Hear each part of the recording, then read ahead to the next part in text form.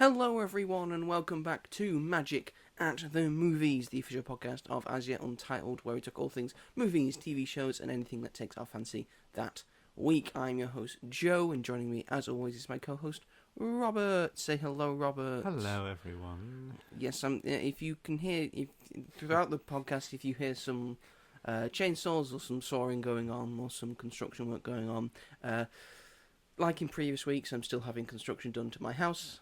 It's at a vital stage right now, and they're doing some outside work with a steel saw. So there may be some sawing going on. Maybe it's finished, maybe it's not. We'll have to find out. But it just might happen in the background. Yeah. Just a quick disclaimer. Deal with it. Yeah, just absolutely fucking deal with it. You know,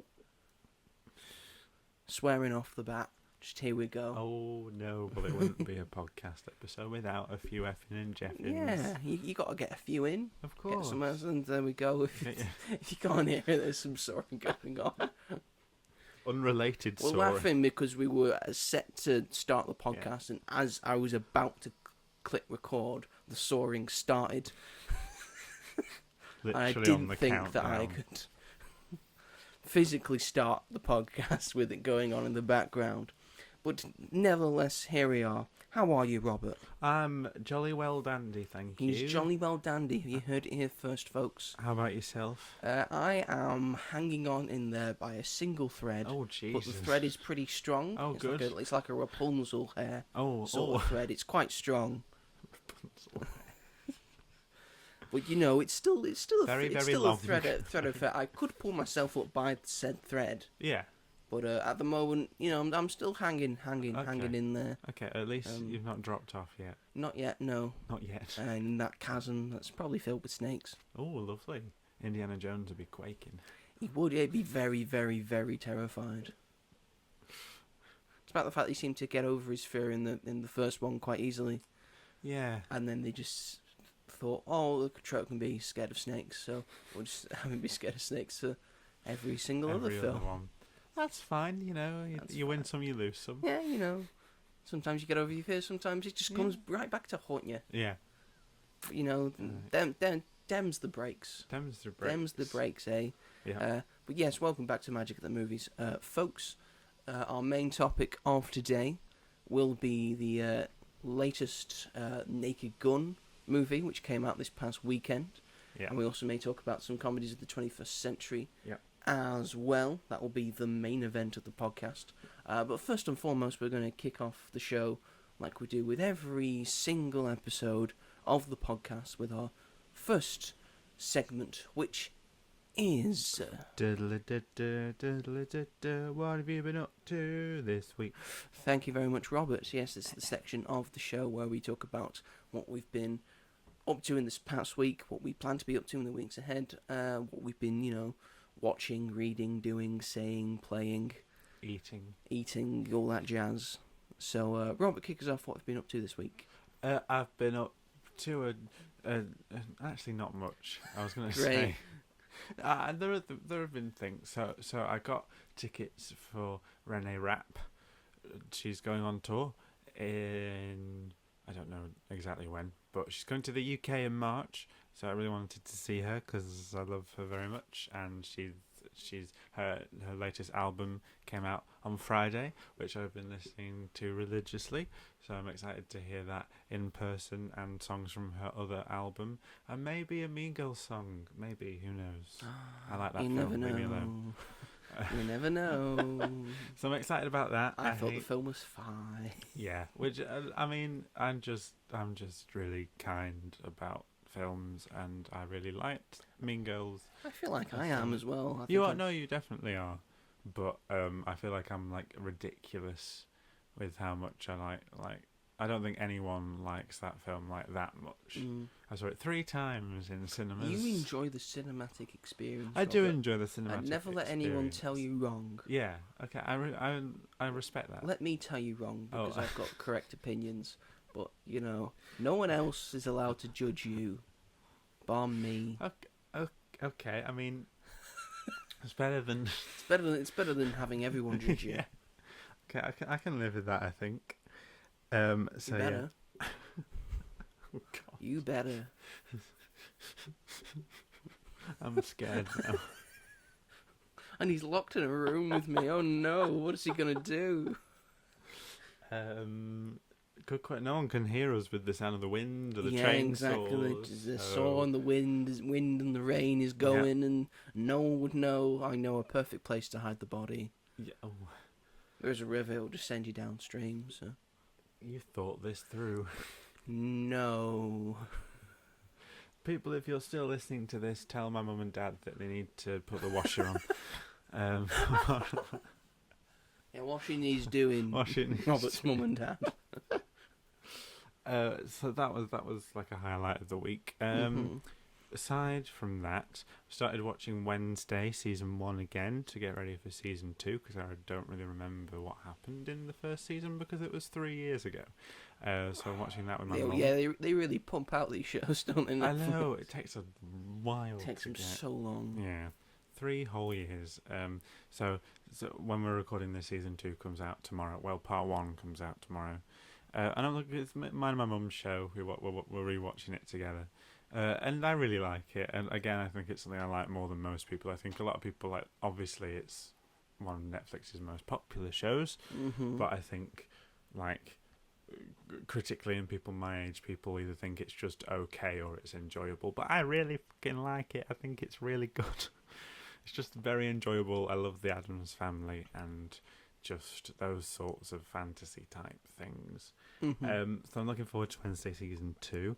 I also saw... What do you think about the Wednesday red carpet thing that they had? Yeah, cool, yeah. It was nice to see Billy Piper. It was nice to see Billy Piper in it, yeah. It looked cool, it looked fun. It was nice to see Jenna Ortega looking very well, looking like it? Mia Goth. That's what she looked like. That's what she looked like. I genuinely thought it was Mia Goth until I did a double take and realised it was the Wednesday premiere. And it was cool to see Joanna Lumley there as well, and I'm excited because she's supposed to have quite a big role in season 2, so I'm looking forward to that. I also saw Friendship with Paul Rudd and Tim Robinson. Yes. And I really liked it. It was really good, really very, very funny, like really awkward humour. Yeah, I did want to see it, but I couldn't find it anywhere to watch it. It's not. Robert had to go to Liverpool to go and see it. Yeah, unfortunately. What does that mean? I'll tell you later. Yeah. What?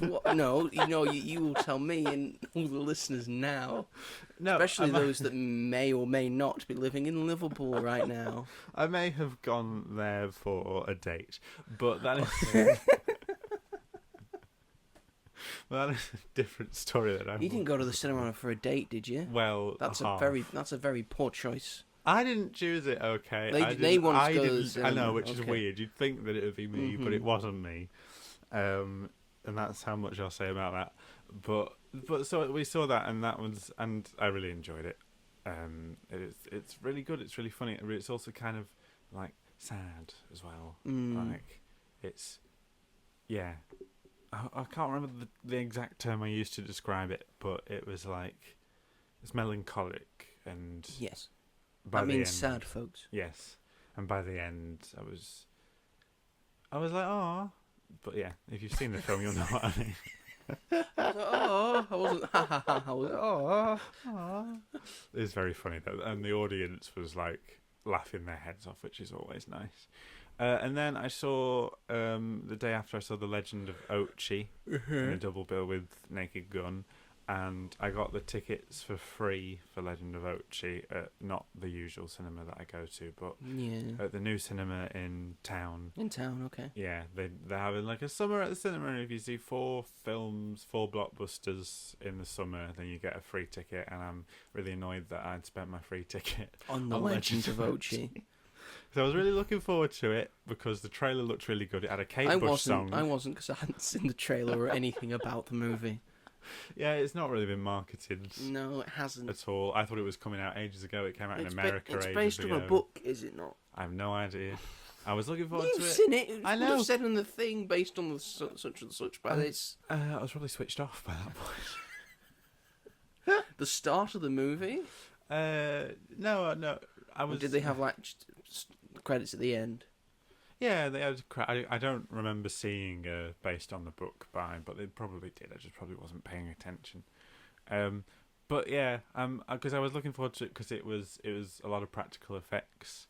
It was puppetry, which I'm a big fan of, and that's like the best part about it. Like its visuals and its practical effects are great. Willem Dafoe's in it as well, and he's as good as always. But I hated the human characters. I thought they were all emotionally distant and really hard to connect with or feel any sort of compassion or relatability to, and that just made it not as good an experience as I was hoping, which is a shame because I thought it looked really good, but whatever. But then I saw the Naked Gun and that Everything was better. It was better. How you've described The Legend of Ochi there is exactly how I describe both Avatar movies. Fair enough. Those are my reviews of the Avatar movies. Avatar 2 is a worse review because I'm also ranting and raving of it's the same movie! How did you think the new one looks? Well, the fire people aren't red. They're blue. True. Yeah, we didn't speak about this before the Fantastic Four movie. And it was only in front of the Fantastic Four. Mm-hmm. You could have seen the first trailer for Avatar Fire and Ash, which is Avatar 3. Mm-hmm. So basically what happens in it, you got the Sullies, so you still got some jungle blue people, and then they're still with the water blue people. Water blue people. Some of the kids are now in like full on relationships. One of them's about to be a dad, I think. I think that's what they're alluding to. Probably. With the daughter of the one that's Kate Winslet. Yeah. Yeah. That one. And then it seems like the fire blue people are baddies this time. Yeah. And there's going to be a big blue versus blue instead of like military versus blue. Yeah. It's going to be blue versus blue, so it might be different. Blue versus blue. But I'm telling you now, because he's made the fire blue people evil, like in Avatar The Last Airbender, the fire people are normally evil.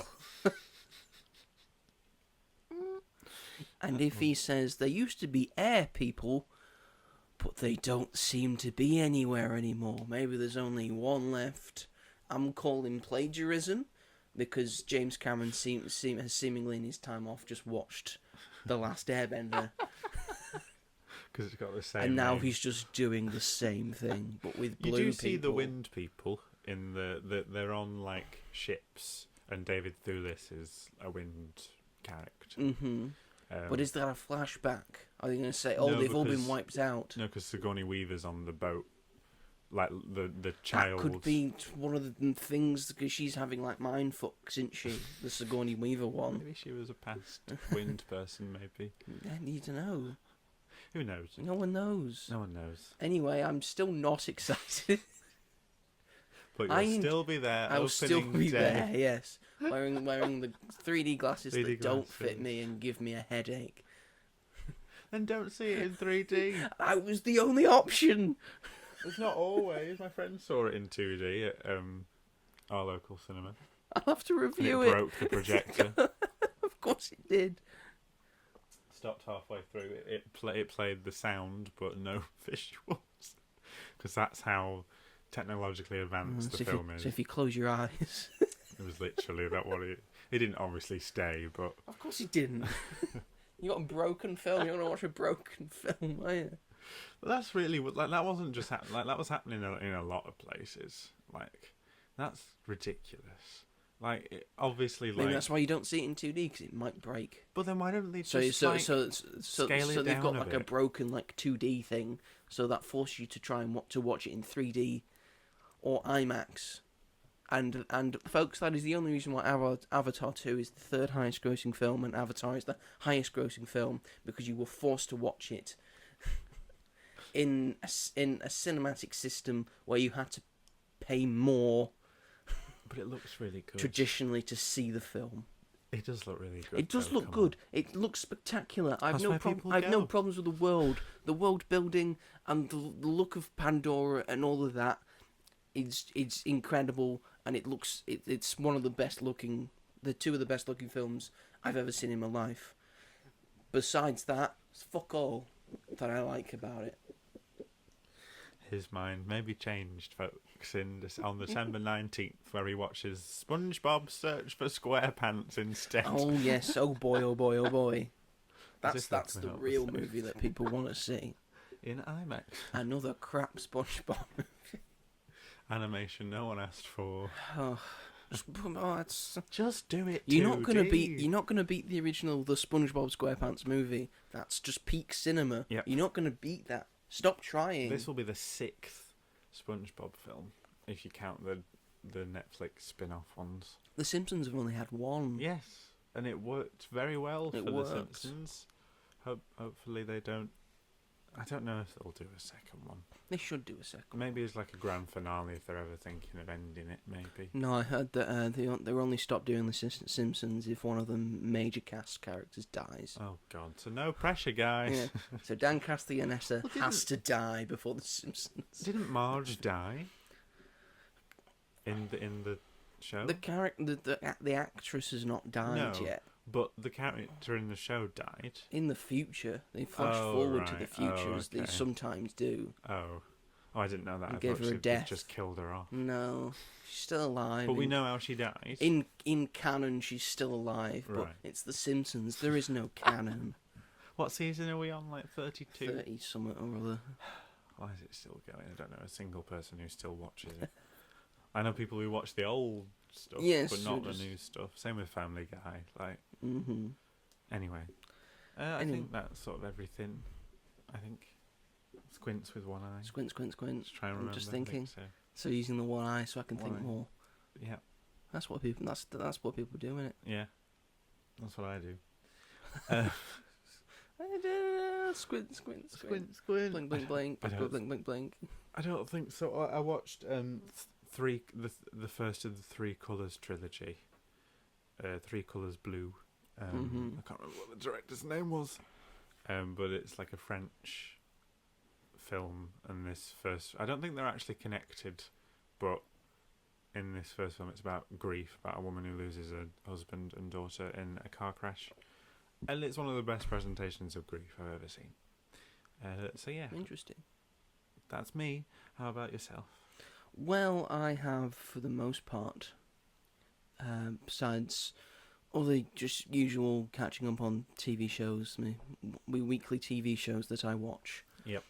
I have watched all 4 episodes of Eyes of Wakanda. Oh, I forget that exists. Yes, it's all right, because I think Marvel wanted you to forget that this existed, because it was supposed to come out in the middle of August, after all the Fantastic Four things had died down. Yeah.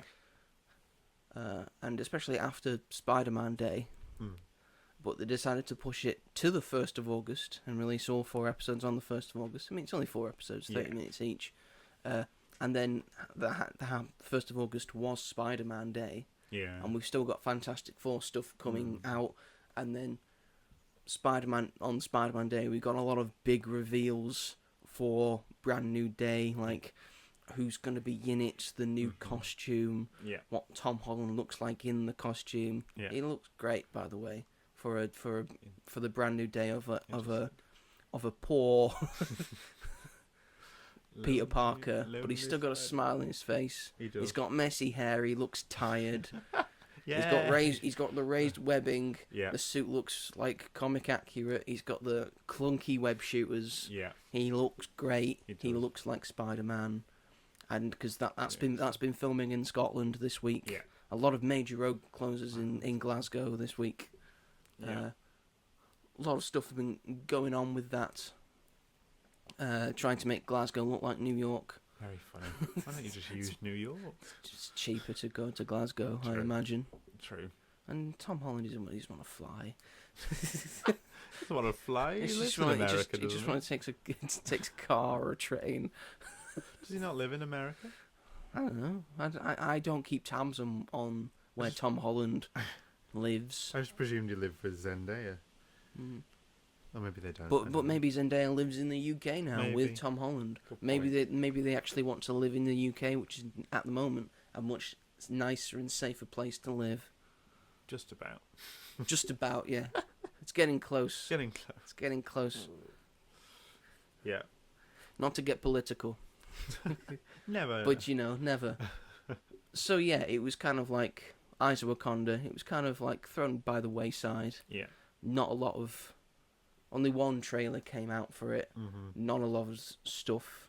Maybe it's to do with, the fact that almost every character in here is African or African American or black or of a different colour than white. There's only really one full-on white character in this show. Yeah. But at the end of the day, that doesn't really matter because the characters are quite good. Yeah. And the show's quite good. I quite enjoyed it indeed. I have problems with it that I will get into.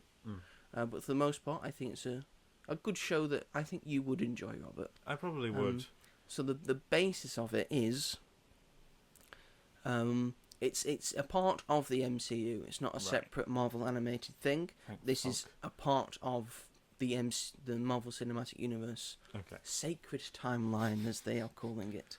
So this brings the timeline of the MCU. Right. The earliest was like 1942 with Captain America. Yeah. Now the earliest timeline for the MCU is 1400 BC. Oh my god.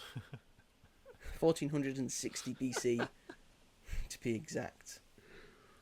So it Look tells at... 4 episodes of 4 Wakandan war dogs, right? Who basically do the Lupita Nyong'o role, right? Yeah. In Black Panther. So she's out. She's doing like Spy spy covert stuff. Yeah. They call them war dogs, and it's each episode, each war dog over the history. Has like an artifact to find, a Wakandan artifact, because the vibranium, it's sacred, it should stay with Wakanda. Yeah. And then there's the whole like political aspect of that and all of that jazz. Each episode gives you something different. Right. So the first episode, which takes place in 1460 BC, set in Crete, so ancient Greece and all that. Gives you like a different side of things and like a structural thing, and these are the artifacts that are going to be needed to be found over the next few episodes. Episode 2, which I think was my favourite episode, takes place during the Trojan War. Oh, very nice. So you get people like Odysseus and Achilles in it as well. Episode 3 takes place in like 1450 AD. And features Iron Fist. Oh. Not the Iron Fist that we know today from the terrible TV show that's now technically in the MCU. But an Iron Fist from that day who was chosen to be the one to kill Shao-Lao the Undying and gain the Iron Fist. And there's like a romantic plot line going through that as well, and then the 4th and final episode takes place in 1890, I want to say, where there's colonization in Africa and all of that's happening, and then there's a sort of future time thing going on as well. I don't want to spoil all of it for you, because I think you would enjoy it. But yes, I'd say episode 2 and episode 4 are my favourites. Yeah. And episode 1 is like an establishing episode for me, so it was fine. Yeah. And episode 3 I wasn't really that keen on, despite the fact that there's the Iron Fist stuff, and I like seeing Iron Fist in it. Yeah.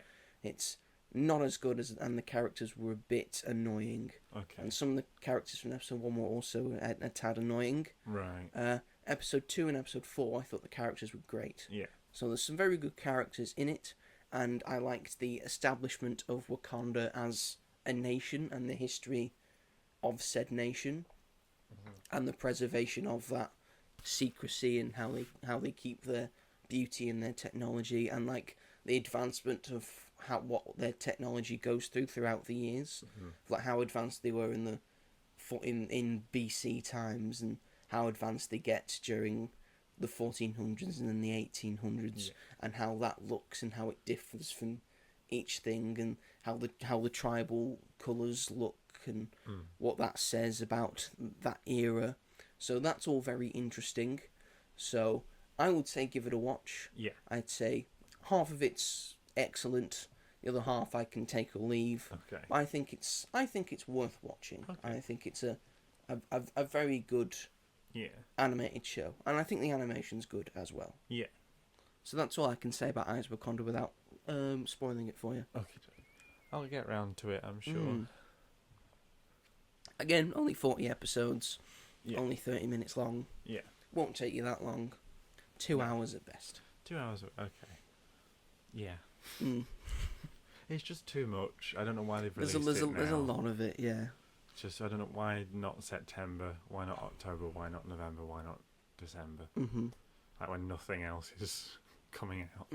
Let's put all our superhero content in the first half of the year. Well, but like in the summer, let's have all these superhero things. Why?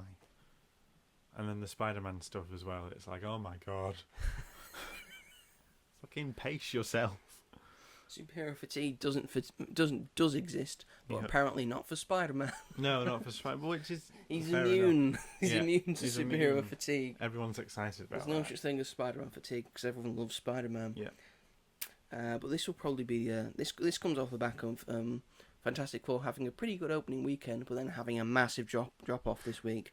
Despite the fact still being the number one movie 2 weeks in a row. Yeah. But from projections, it looks like it will just barely break even in terms of its budget, which is sad, and brings about the fact that this will be the first year since 2008 where a DC movie has made more money than Marvel movies. Lol. Rightly so, in my opinion. The last one being The Dark Knight. Yes, yeah. That made the most money.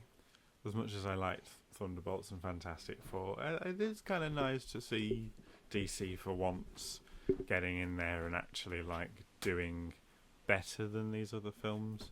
I mean, Fantastic Four is set to do better than Thunderbolts and Captain America 4, but that's not that hard of a target, really, by these standards. Not really, no.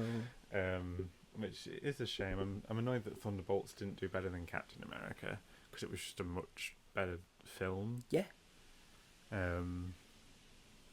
Yeah. And I really liked Fantastic Four as well. I understand why it's doing the best, because it's the one. And now I'm hearing people going, why is Thunderbolts not on streaming there? I want to watch Thunderbolts. Well, you should have fucking gone to the fucking cinema then. You idiot. prick. Gosh, well that sort of doesn't. So Fantastic Four and Thunderbolt are supposed to be like the two main groups of Avengers Doomsday, and their films have significantly underperformed. So that doesn't really bode well for the future. Maybe Chris Hemsworth can pull in some. Well, Marvel will aware that Thunderbolts was a good movie because they've given the director another movie to direct. Very well deserved. And I'm pretty sure they know that Fantastic Four is also a good movie. Yeah. It's just both of them were reviewed very well. Yeah. So, maybe the box office won't matter. No, maybe not. End of the day. No, but I think they need to be like, okay, what's the problem? Why aren't they doing as well as usual? I'm sorry, folks. Holly's eating a plant, and I can't let her eat the flower. Don't do it, Hol. Once you go down that road, you can't come back from it. It's a slippery slope from then on. I don't know why she continues to do it, because it just makes her ill. She just likes the taste of greenery. Obviously, I don't know why. Yes, but that's pretty much what I've done with my week. Apart from some reading, I've done some reading. Very lovely. Some books I've already talked about. So, and I bought some new books as well. Some more Marvel. Oh, very nice. I got some all new Captain America. I got some Thunderbolts, and I got some Daredevil. Oh, very very recent and current and 2025 MCU. Well, the Well, the comics aren't current. They're from fucking ages ago. Is Punisher part of the Thunderbolt? In the comic I've just picked up, yes, he is. Yes, he is. So he has been a part of the Thunderbolts. Right. It's an ever interchanging Yeah. team, just like every fucking team is, Like the apart Suicide from Squad. like the Fantastic Four. Yeah. Who sometimes also have She-Hulk. Yeah. Do they ever have Spider-Man? Yes, in the Future Foundation. That's it. That's right. I was looking at Marvel Rivals costumes yesterday, and it's like Punisher and Thunderbolts and Spider-Man Future Foundation. And I was like, wow. Yeah, that was at a point where Johnny Storm had died. Oh no. So he was dead for a bit.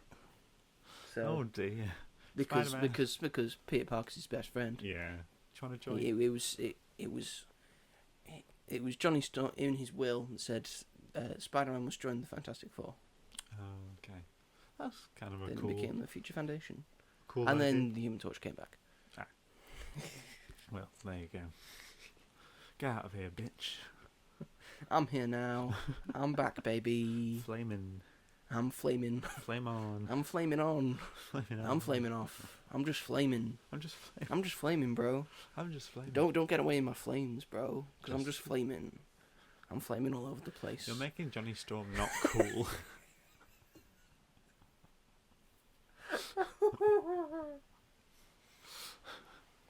He's like the coolest one. Alright, fine. We'll move it along. Because this has just been such a great comedic bit. So we're going to move it along. Moving right on. Because comedies seem to be back, ladies and gentlemen. Because we have our first really big release of an actual full-blown comedy. Yep. That's come into cinemas. That's been given a big marketing push. Yep. Because it's the remake / reboot / legacy sequel of The Naked Gun. Yeah.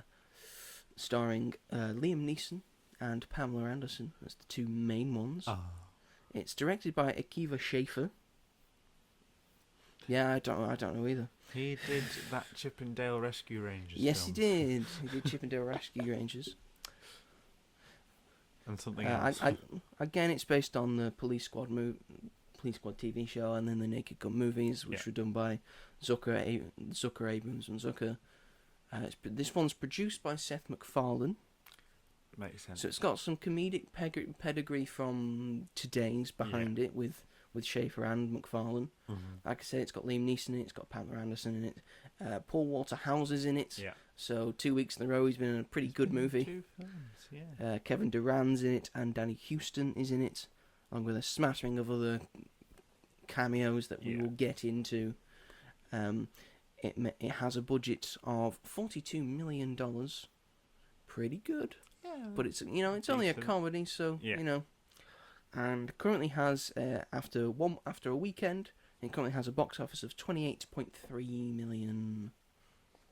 I thought this was going to do better, if I'm honest. Well, that's pretty good.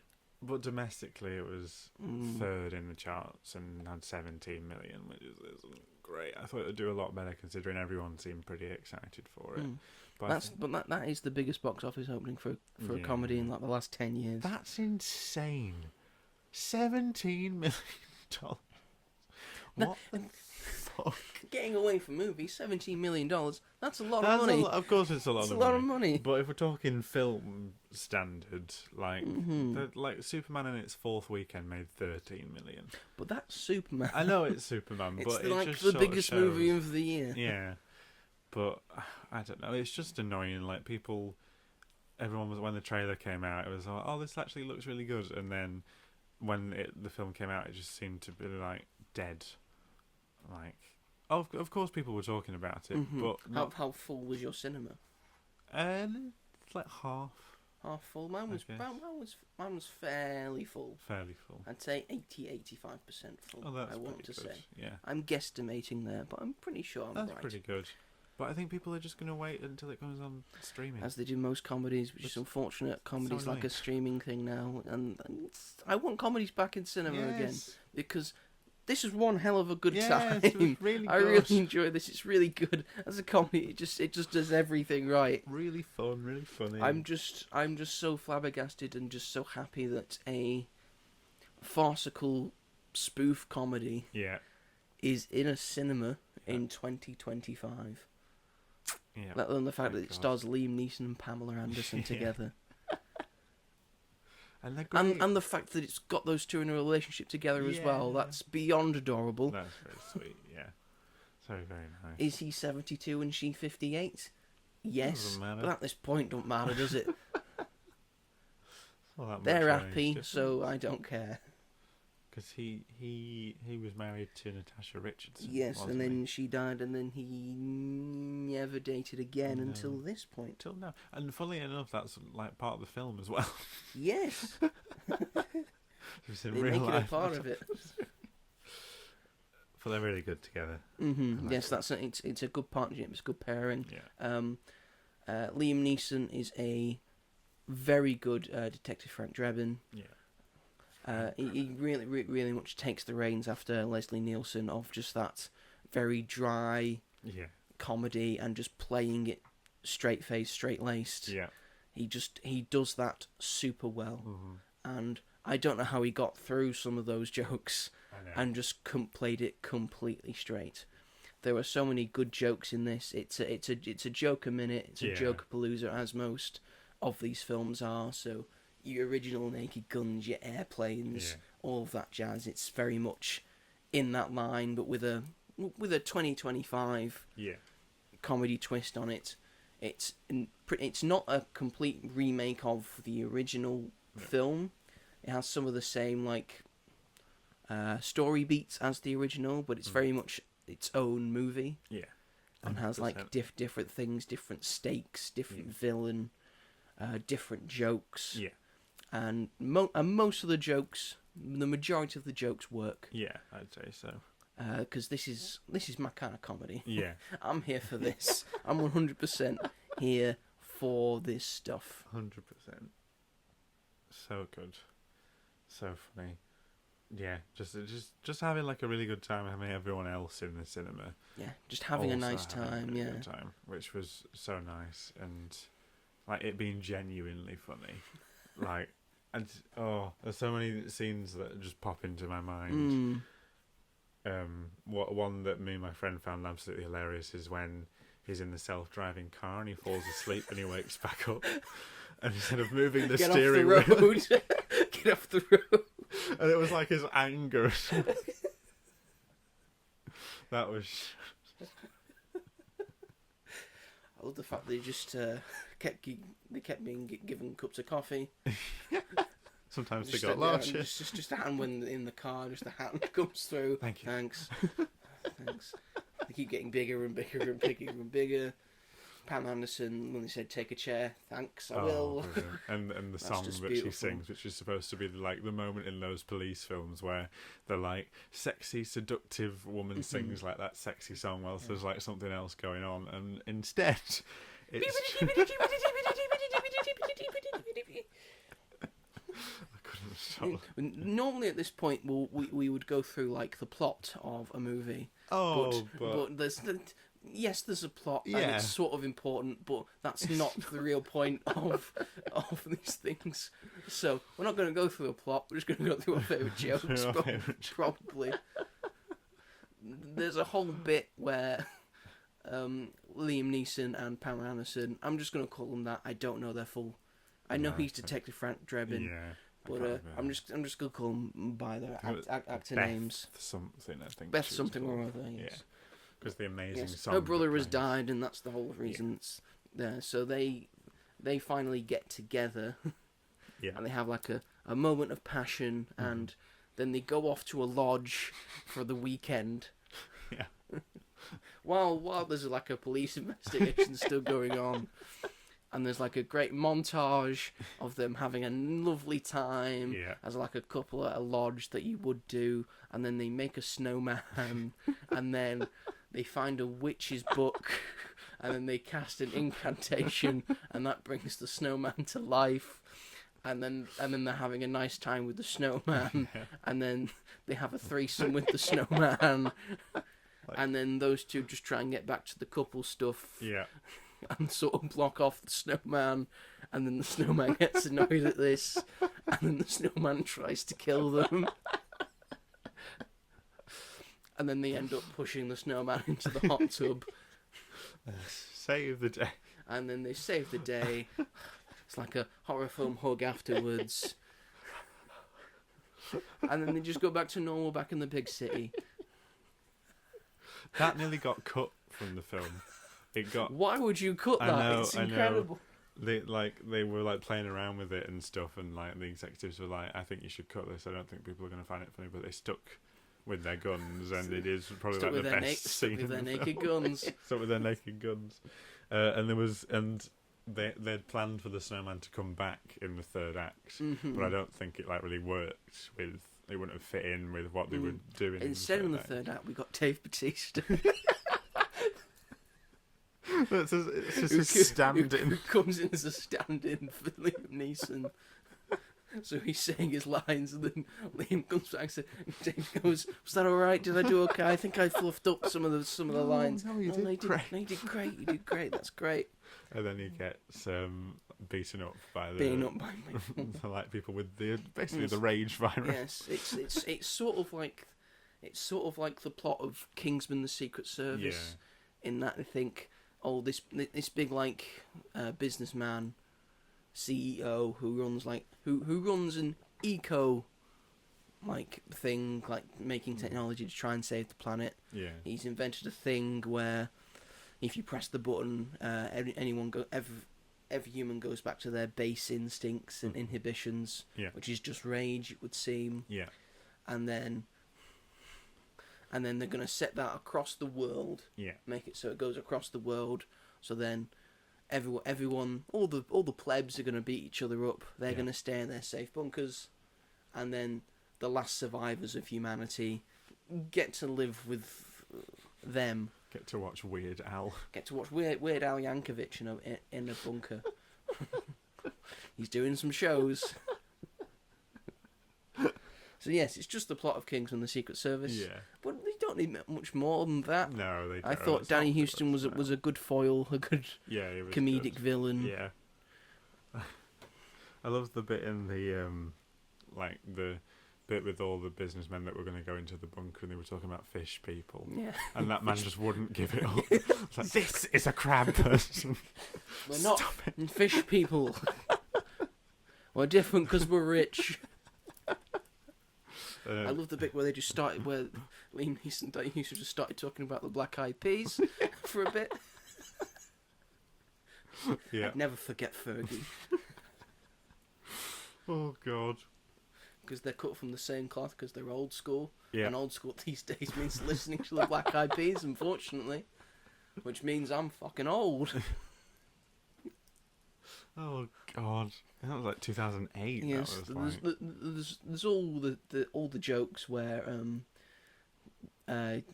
one says a phrase or something that could be interpreted in a wrong way, and Liam Neeson always interprets it in the wrong way. That's great because it catches you off guard. Yes, you, it does. You have to like think about it. Oh yeah, yeah. It's like, what did he just say? Wait, oh right, yeah. Since you've been here for man's laughter, must have been one hell of a joke. And then there's the whole bit where they go through his body cam footage, and he's had a cheesy hot dog burrito at the start with a cup of coffee in the morning, breakfast of champions, as he says, and then he gets the shits, and he's just desperately looking for a restroom. He finds one, bodges his way to the front, gets a gun out and says, "Pull it, his business." And gets his way into the toilet. And then he gets back into the car and he starts crying and he's like, "You were breastfed until you were 30. You weak son of a bitch. And then he says he ate 5 more. I had 5 more that day. Oh, it's it's just so, and of it, like my mum hates this kind of humour, so it's not for everybody. This kind of humour's not for everyone. Like a joke a minute. Yeah. 'Cause some people like more intelligent stuff. Yeah. Sometimes I like more intelligent Oh, stuff. of course, I like just but... humour in general. This gets it for me Yeah. because it's just purely stupid We haven't shit. seen something like this for a while. Well, it reminds me. So it's just so lovely to see this kind of thing get like mainstream attention. Yeah. I will say Pamela Anderson is also very good in this. She is, and very isn't she? funny in this. She has a lot of really, really cool moments and fun stuff. Yeah. But one bit I really like when she gets to like the main bit and she's trying to kill the main guy who killed her brother. And says, I've read the books that you've written because you writes crime novels, and you've got a gun hidden here, and then you've got a gun hidden here, and then you've got a shotgun in your hair. Stupid stuff like that. Stupid stuff. It's funny. I actually thought that was really cool. Like, it's not instead of for New Year's when the ball drops, the balls are going to drop. And he gets stuck inside. And then his pants come off. And then one of the commentators starts describing what his penis looks like. In case you can't see at home, I'm going to explain what we've got here. I'm explain it word for word. It is magnificent. Oh, yeah. I like the fact that What the Rat is like a sort of UFC combat sports fight, but they're calling it the WWFC, which is a mix of the WWE and the UFC, which kind of makes sense because WWE and UFC are now owned by the same company, which is TKO. Yeah.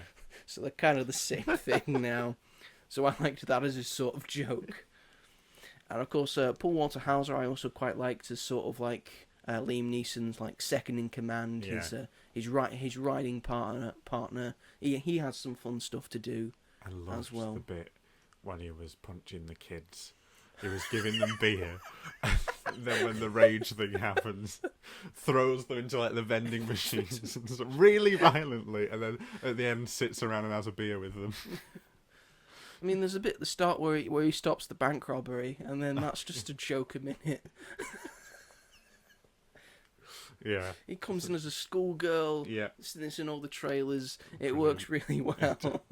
At one point, he's using a guy for a human shield, and then it turns into just a very obvious fake dummy, and that's really good. And then he lobs it up into the air, and instead of the bank robbers now shooting him,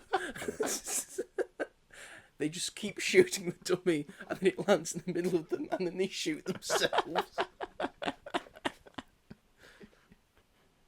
That's a great scene. Yeah. Just, yeah. Such a good movie. It is a good film. As a pure comedy, it's really good. Yeah. I really enjoyed it. 100%. Go see it. I'd say 100% go and see The Naked Gun Go right now. support it. Go make it make more money. Yes, you'll have a nice time. You will I promise have a nice you'll have a time. nice time. It's only an hour and 25 minutes, so Yeah, you know. no, it's a breeze. It's a breeze, and it's a laugh a minute. Mm-hmm. You'll be laughing. I know you will, unless you've got no soul, in which case you won't. Unless you've got no soul. But yes, it's nice to have a comedy in the cinema. Yeah. It's nice to watch a comedy in the 21st century. Yeah. Because it has been a while. Yeah. So this got us thinking, with The Naked Gun in mind, what are the best comedies of the 21st century? So from 2000s to now. 25. And do you think that might not be a lot of comedies? Because not a lot of comedies have come out recently. Mm. But you forget that during the 2000s, comedies were all the rage. That was it. That's all we were going to see, comedies. Comedies were like the biggest thing. And they were really, really good. You had like Steve Carell doing his thing. You had Will Ferrell doing his thing.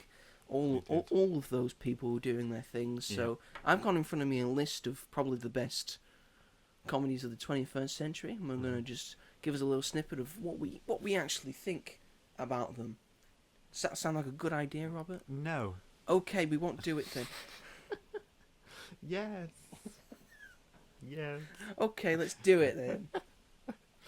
First off, I've got the 21st Century Comedy Hall of Fame. 2, 3, 4, 5, 6, 7, 8. About 10 films that are probably, you could say, the best of the best in terms of comedy for the 21st century. If one film's not on there, I'm going to rage.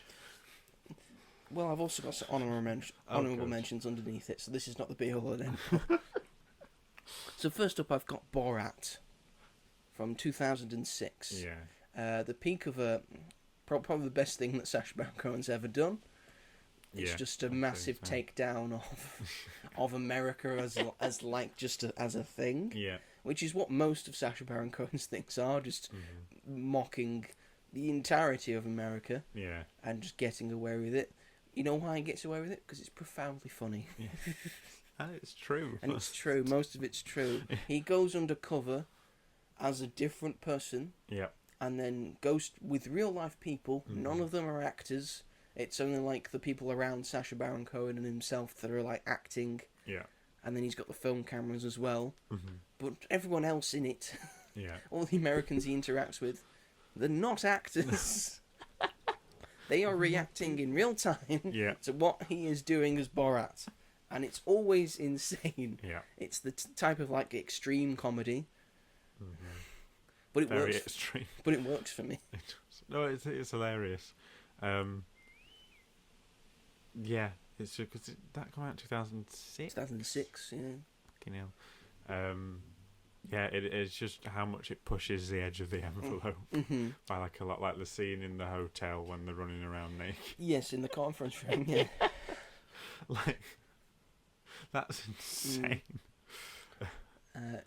Shitting on the lawn of Trump Tower. Oh, of course, yeah. Thanks, Sasha. we appreciate it. Thank you very much. Everyone wants to do it now. It's a trend every time. Everyone wants to do a trend. So, you know, if you're near a Trump golf course, just go and have a shit in one of the holes. Try and schedule it for when you know he's going to be there. Yeah. Or just before he's going to be there. Have you seen that video? I mean, because Trump came to Scotland quite recently. Oh, yeah. Did like a... Apparently he was supposed to be on a holiday, but he turned it into a whole thing, and that's cost the US taxpayer about $25,000. Yeah. Just for him to go to Scotland and play some golf. Yeah. Apparently he's always bragging about how good he is at golf, but everyone knows that he cheats. Especially people that have played golf with him. But there's never been any video evidence until now where he rolls up on his caddy. He's got two lackeys with him, and you just see a lackey just toss a ball behind him, and then Trump just sets up to hit that ball because he's hit it into the rough into the wet. He doesn't want to go after it. Trump's a profound cheat. Yeah. It's obviously he can't play golf well. Jesus Christ. So thank God for Borat. And also thank God for Borat's subsequent movie film, which really goes after Trump in that one. And he still tried to cover it all up, even though there is evidence. Literal evidence. And literal evidence in the film that one of his best mates, Rudy Giuliani, tried to sleep with a young journalist. It's like, oh no, I was just adjusting my pants, laid on a bed, touching his crotch, with a young girl in the room that he'd never met before. Yeah. And then Borat comes in dressed and ruins. I love the fact in the second one, Borat himself has to disguise himself because everyone knows what Borat looks like. Because it's such... Everyone loves the movie. And he also gave Tom Hanks COVID. Yes, he did. It's the reason why Tom Hanks got COVID. It's funny now, Tom Hanks, because you're still alive. Yes, exactly. It's fine. So that's Borat. Next up we have the 40-Year-Old Virgin. So I've never seen this one. You've never seen that? It's really good, and it's a very good Steve Carell I don't movie. think I've ever liked the title. I just think, I don't know. Because you imagine yourself in the future. Well, yes, that. But there's just something about like the pressure of sex, and that title's like supposed to be a funny title. I don't think it's like that. The title has aged well. I don't know anything about what happens in the film. In the film, it really shows that yes, there is pressure to have sex and all of that and everything that comes around it. Yeah. So it's not like it's playing it fully for jokes. Okay. Sometimes it plays it for laughs because yes, he's a virgin. He's 40 years old. Yeah. Some of that might be a bit depressing. It might not be, but it also has like as well as jokes, it's got heart to it as well, and Right. just the idea of it's all right to wait for the one. Yeah. Right. Just wait for the right person for you, and everything will fall into place. Yeah. And that's like the core of the movie, Okay. and it works really well. And there's a lot of very funny moments in it. And Yeah. Steve Carell, Paul Rudd, Steve. Seth Rogen's in it as well. Yeah. It's got a very funny cast. Yeah. And the moment the waxing, I imagine you've not seen the No, waxing I don't think scene. I've seen a single scene from this. You're missing out, mate. You're missing out on a top tier comedy right there. Next up, we've got Superbad. Yeah. That's like the young teen Yeah. coming of age comedy. It's like American in-betweeners. Like American in-betweeners. This is as close as they will ever get. Yes, to a because they good did do. In-between. Was Yes. it American or Australian? No, American It was in-betweeners. American. Yes. It's not good. No. It's not funny. But it has a good writer though. Does it had a good sort writer? of, but it's not. It doesn't. So it's just. It doesn't. British humour and American humour is Yeah, very they- different. They don't correlate Yeah. together, really. Yeah. I mean, we understand American comedy, Mhm. and they can sort of understand British comedy, but Yeah. they're very different things. That's very true. American Office and UK Office are different things. Yeah. Yes, very much enjoy Superbad. I Yes, think it's very good. It's very funny. Very funny indeed. And just the sort of coming of age thing and Yeah. the loving stuff is it's really good. That's the best part. I mean, if it's got Seth Rogen in it, you're probably going to have a nice time. Seth Rogen and Bill Hader. And Bill as these Hader two cops. as two down-to-earth cops. Yeah, count me in. I'm here for it. My friend's uni accommodation, they had like a flag that was McLovin's fake ID, and they hung it like outside the window, and this was like on the main high street. So every time I walked past, I'd be like, "That's my friend's flat." I know which flat to go to. McLovin. Yes, that's very good. And it's got Emma Stone in it as It's well. Emma A Stone. young Emma Stone, Young Emma Stone. who's acting younger, but she was like in her like 20s, as were most of these people. Yeah, yeah. Usually always are. Don't look. It's got who's in it? It's the other guy. It's not Jesse Eisenberg. It's one who looks like Jesse Eisenberg. Michael Cera? Michael Cera. There you go.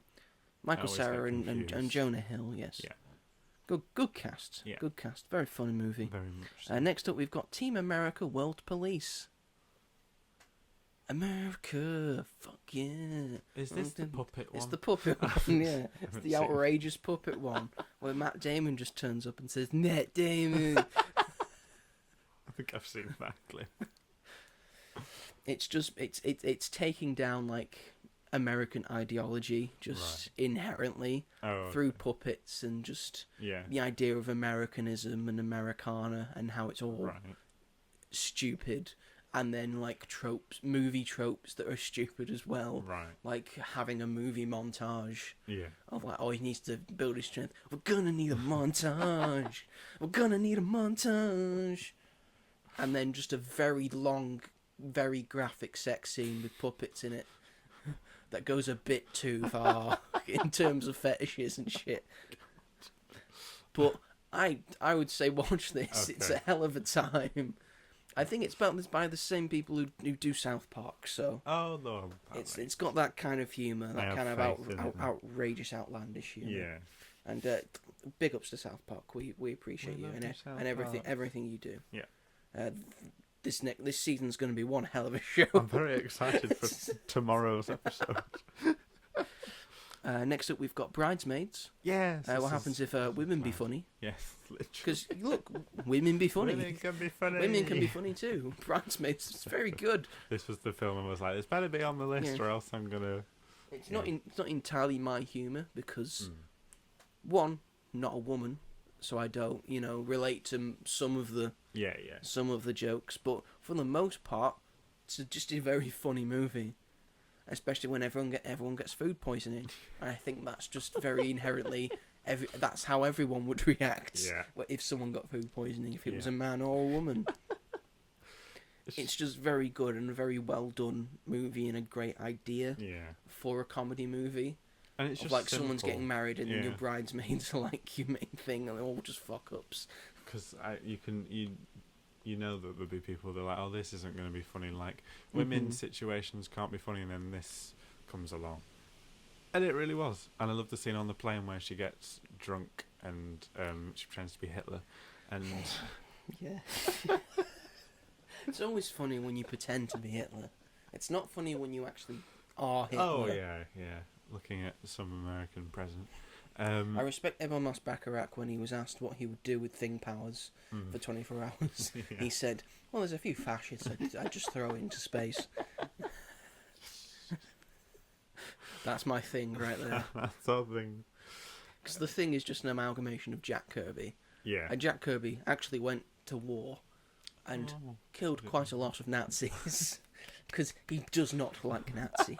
Like G.I. Robot. Yeah. It's essentially what Jack Kirby is. But yeah, Kristen Wiig is so good in this film, and Maya Rudolph, Melissa McCarthy, Rose Byrne. Melissa McCarthy in this film. She's... Oh. It's Melissa McCarthy, innit? It's just... I love Melissa McCarthy. She's just a very funny human being. So that's, I would say, Bridesmaids is essentially the female version of Ghostbusters. I know there is a female Ghostbusters. Hear me out. You have an interesting premise, and then you just get a lot of like very funny SNL people to be in it. Yeah, okay. And then you just, let them do their thing. Yeah. So that's pretty much what Ghostbusters was. Yeah, true. They just got a lot of really funny SNL guys. Yeah. And had them wreak havoc. Yeah, that's true. And then they did it with women, and people were like, no, women can't be ghosts. I'm always going to defend that film. I love that film. It's not great, but I love that film. That's not anything to do with Chris Hemsworth. The female natural. I like Chris Hemsworth in it, and I think all four are funny. Mm-hmm. I just don't think it's as good as the first one, because the first Ghostbusters is just lightning in a bottle. Yeah, they shouldn't have done any more. No, that's right. But I do think that this is like the best. That one is the best we've got since the first one. I think it is better than Afterlife. I think Afterlife's better. I think Afterlife's the best. Oh, well, boo, you Finn Wolfhard stan.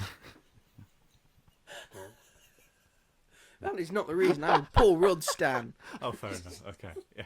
How dare you accuse me of being a Phil Wolfhard stan? I think that was the thing. It's just like, I don't want kids doing it. Do you know what I mean? I was like, if Paul Rudd was... He's in the second one, I guess. Second one. Yeah, but the second one wasn't very good. Yes, we know. But I just like, if it was like Paul Rudd and getting like a team together, that could have been fun. But whatever. Next up, we have Anchorman. Yeah. This is one of my favourite comedies of all time. So I just love Will Ferrell. I think he's just funny in most things. Yeah. This is like peak Will Ferrell. He's just so really good in this. There are so many like snippets and like sound bites in this movie that I could just say. It's got a stellar comedic cast. Like Steve Carell is also in this. Yeah, Paul Rudd is also in this. Yeah, Steve Carell in that film is just... Brick, where did you get that hand grenade? I don't know. Boy, that escalated quickly. That really got out of hand fast. I stabbed a guy with a trident. Yeah, Brick killed a guy. Yeah, I've been meaning to talk to you about that, Brick. You man will lay low for a little while. Ben Stiller's in it. Ben Stiller. Quick cameo. Worming his way in. Worming his way into another comedy. Good God Almighty. As per usual. Yes, Holly's barking again, ladies and gentlemen. Her old stereotypical bark. I don't know what app, because the door's open, so... Maybe people. Maybe she hears people. Maybe she... You never know. You never know with this dog. She's always very unpredictable. You never know with this dog. I like the idea of, like, Will Ferrell being an anchor man, just the anchor team. Yeah. Just being complete doofuses. And then a woman comes in and it all ruins the thing. That smelly pirate hooker that she is. Why don't she go back to her home on Whore Island? And then they fall in love. Then they fall in love. And they don't fall in love. And then they fall in love again. And then he becomes an anchor of the world. So you stay classy, planet Earth. I haven't seen the second one. Is that any good? It's fine. It's fine. I know that there's like a scene where There's like a bunch of cameos. Cameos from like different news stations. Right. Like one of them is like Channel 5. Right. One of them is the BBC. Oh my god. I think the main head of the BBC is Sacha Baron Cohen. Makes sense. Kanye West's in it. Okay, well. Yeah, leave it there. Yeah. Yes, just so many funny things. I think Jack Black's in Anchorman as well, I believe. He's the biker guy who chucks the dog off the bridge. Yeah. Oh god, yeah. I forgot about that. They're all going to start somewhere. We're going to start somewhere. That would have been the same time as School of Rock, yeah. That's funny. Jack Black, he was big that day, during that era. 2003 was his year. Yes, Anchorman. Love it with my heart and my soul. It's really good. Very, very good film. I'm in a glass case of emotion.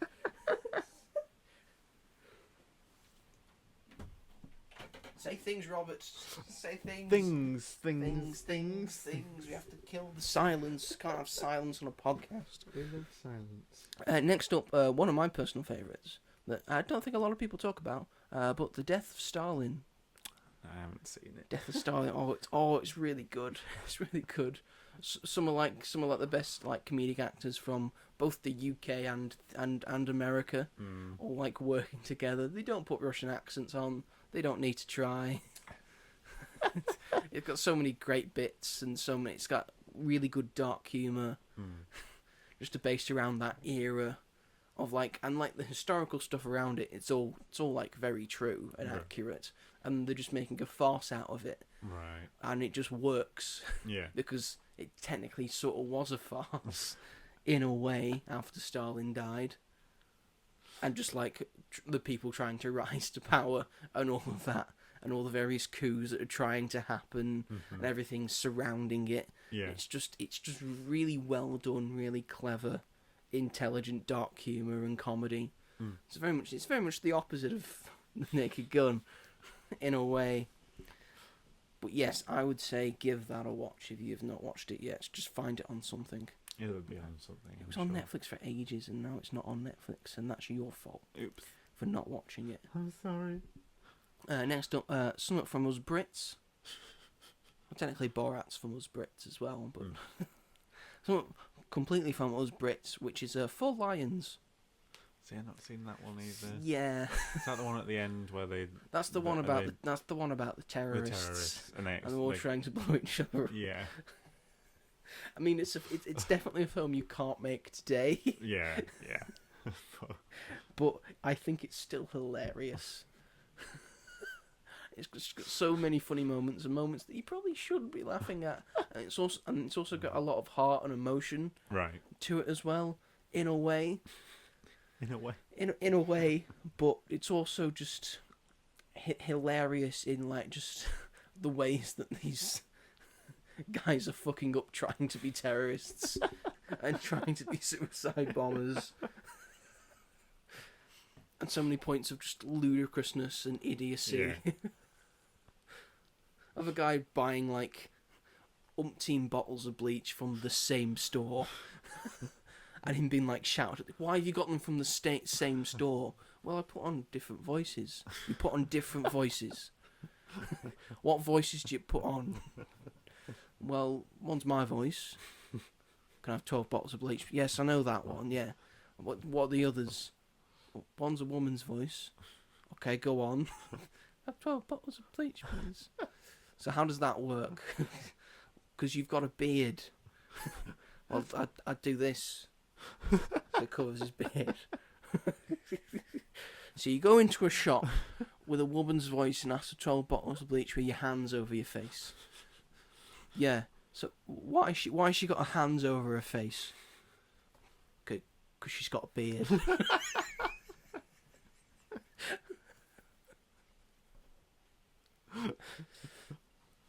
a good one.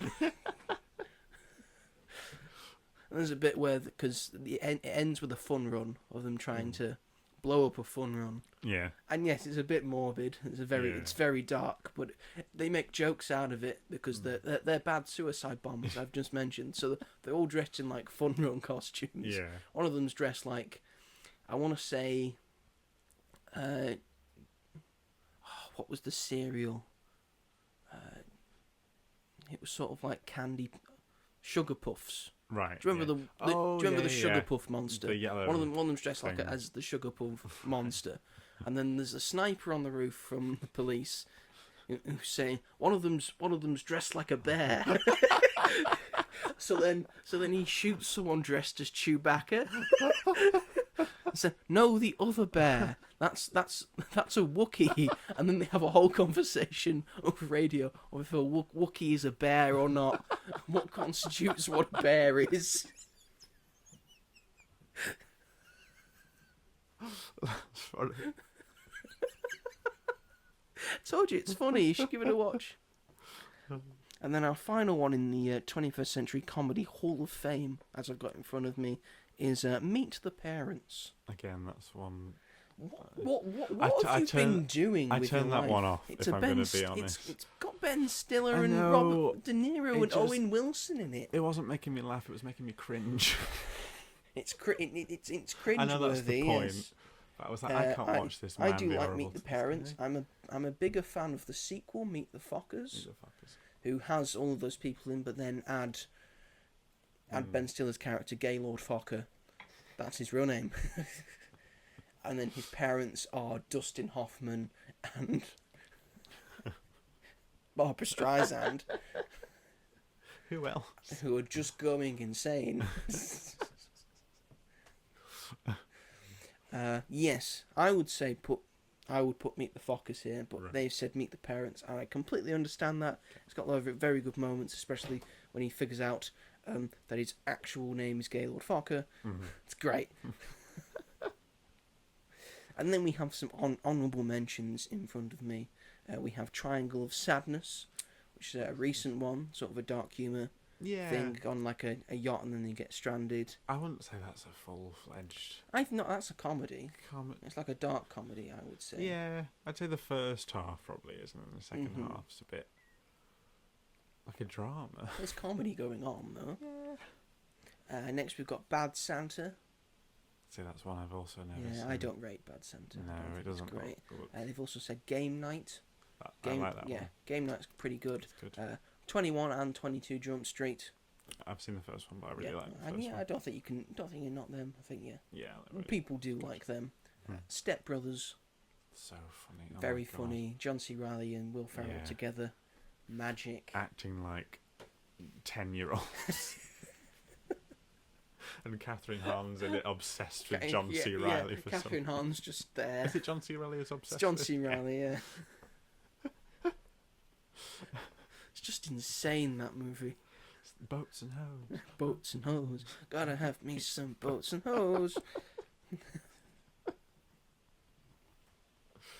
Brilliant. He's a really good opera singer as well. It's really good. Next up, Shaun of the Dead. Another British classic. Great. Edgar Wright. Yeah. Really, really good. I think we all love it here. Mm-hmm. Next up, Pineapple Express. I haven't seen that one. That's a Seth Rogen, James Franco Drug thing. Is it about drugs? I think it might be about drugs, yeah. Pineapple Express, probably, yeah. Yeah. Then I've got Neighbours, or Bad Neighbours. I've seen that one. That's another Seth Rogen one. That's also got Zac Efron in it. Yeah. That's pretty good. Dolomite Is My Name. I think it's an underrated one. That's from like 2020. That's got Eddie Murphy. Yes, I have seen that older one. Eddie Murphy. That's like a based very on a true story. Isn't yes. it? It's very interesting comedy. That Yeah. I think that's very good. One I watched with my dad like the other night. The Hangover. That's also very good. Just very funny. You've seen The Hangover, right? I didn't really like it that much. Sorry. What do you mean? I've seen it. I just didn't What really do like you it. mean? I'm sorry. I don't know. I don't know. There's a lot of like men getting drunk films, and it's just not my cup of tea. Not doing great with comedies. I really. What's your favourite comedy of all time? This will give us an insight into the three of my favourites are all Melissa McCarthy ones. Bridesmaids, Spy, and The Heat. Those are my favourite. Those ones. last two aren't great. That's Miranda's in Spy. That's why you like it, is it? No, Miranda I just Hart's think in Spy is Spy. really good. I think Spy is like half a comedy spoof, half just like a genuinely entertaining spy film. I didn't rate it. I didn't rate it that much. Well, I hate you. So do I. And I hate you enough. too. Oh. And that's our love dynamic. We just hate each other until we love each other. That's true. It's all a big circle. Mm-hmm. Next up, we got Burn After Reading, which is a Coen Brothers one. Yeah. That I watched that recently. I quite enjoyed that one. It's quite It's like good. a sort of star-studded, sort of farcical comedy. Yeah. Well, it's got Frances McDormand, it's got J.K. Simmons in it, it's got George Clooney, it's got Brad Pitt. Mm-hmm. It's got all of these very big names Yeah. doing very absurd things. Tilda Swinton as well is also in it. Can't go wrong with her. Mm-hmm. Nothing wrong with George Clooney just shooting Brad Pitt It's in a wardrobe. in a wardrobe. Why he just has he got smiles a at him, just goes, ha!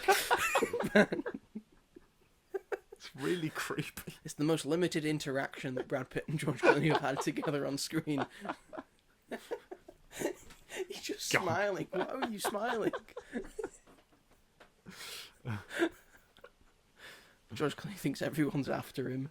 Yeah. Next up, we got Tropic Thunder, another movie you can't make today. But yes, again, it's all about the film. Yeah. So I think it makes it funny, and they brought a lot of very funny people together. Yeah. They gave us Robert Downey Jr., Yeah. who can be funny, very funny. Ben Stiller's in it. Mm-hmm. Jack Black's in it. Yeah. Matthew McConaughey's in it. All these people. Before he had his big like McConaissance, McConaissance, and then also surprise cameo, Tom Cruise also in it. Oh my god. I didn't know about that. Yes, I really enjoy Tropic Thunder. It's of its era, it's of its time, but it's very funny, I still think.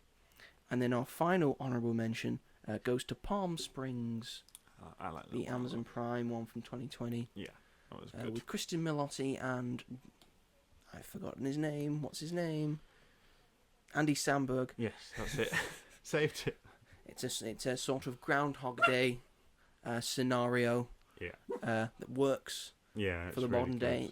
Really works. It's Based around Groundhog Day. I wouldn't say it's better than Groundhog Day. Well, It's close. Bill Murray's character's an arsehole in that film. That's the point. He's a lovable arsehole. Holly, shush. What's wrong? People are talking. That's fine. Everything's fine, Holly. aren't allowed to talk. No, only us are allowed to talk. But it's fine. They're not disturbing us, Holly. It's okay.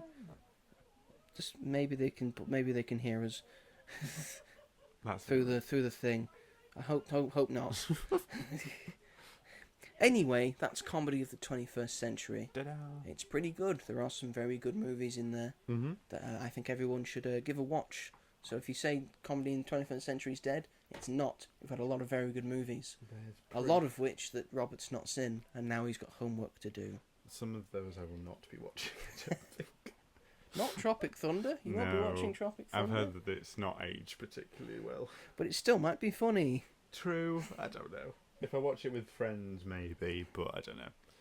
I feel like comedy, sometimes watching them on your own isn't as funny as watching it. Well, watch The Death of Stalin and watch Four Lions. And watch Team America. Yeah, those are the ones that sound the best to me. So, is that the show? That's the show. Thank you very much for watching, ladies and gentlemen. So I just saw an article about Sydney Sweeney. Oh God! Sydney Sweeney's Hollywood career just got a whole lot more complicated. Oh, Wonder why? Yes, thank you everyone for watching and listening to this podcast. We very much appreciate it. If you are watching this on the YouTubes, feel free to like and subscribe to As Yet Untitled, and then push the bell notification so you never miss an episode of this show, or of the Greatest Things of All Time episodes, or of any of the film reviews that I do. I have reviews out for both Eyes of Wakanda and The Naked Gun if you want to check them out. If you are listening to this, or if you want to listen to this on a podcast catcher of your choice, where can they listen to this, Robert? You could listen on Spotify, on Amazon Music, on Apple Podcasts. Pardon me. On God's Sony sake, Podcast- Robert.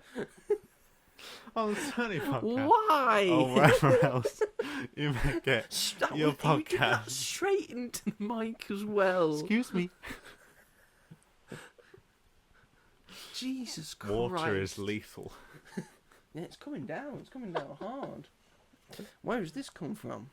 You getting what you wanted? Yes, I am. I love this weather. Robert likes water. Still too bright though. It needs to be dark.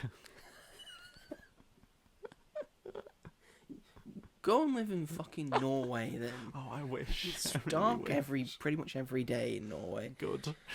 Anyway, if you want to get into contact with us, we are available on Blue Sky, which is Twitter, but nicer. We are at magicatthemovies.bsky.social. I'm going to try and post more things there and stay up to date with it, because I've not been doing that recently. That's okay. If you want to contact us on Instagram, I am themightyjoe888 on Instagram. Robert is robghall. on Instagram.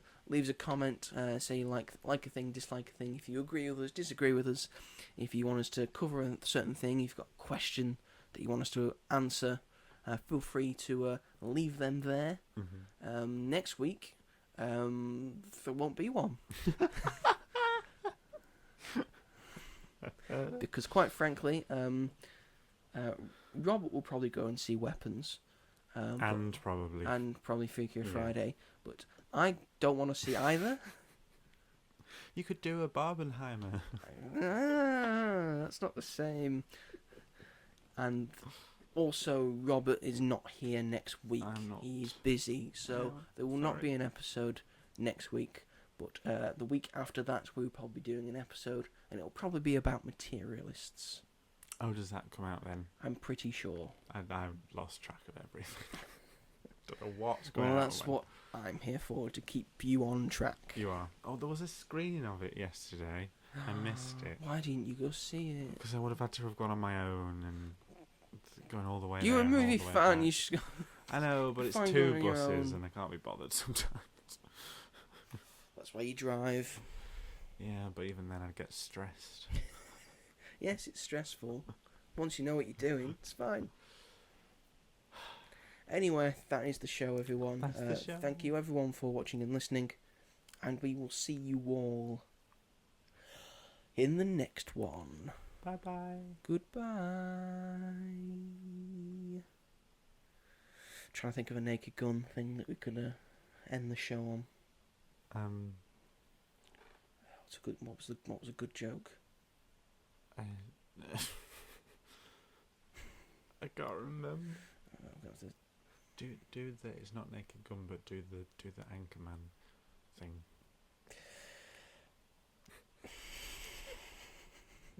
Right, you say your name. So what do I say? What? So you say, I'm something something, and I'm something. I'm Robert Hall. And I'm Joe Young. You stay classy, internet. Was that good? Was that good? Nailed it. Good. That's a thing that you put into walls, but that's not important right now. I did a Naked Gun one. Anyway, thanks everyone. Take care. Ta-ta.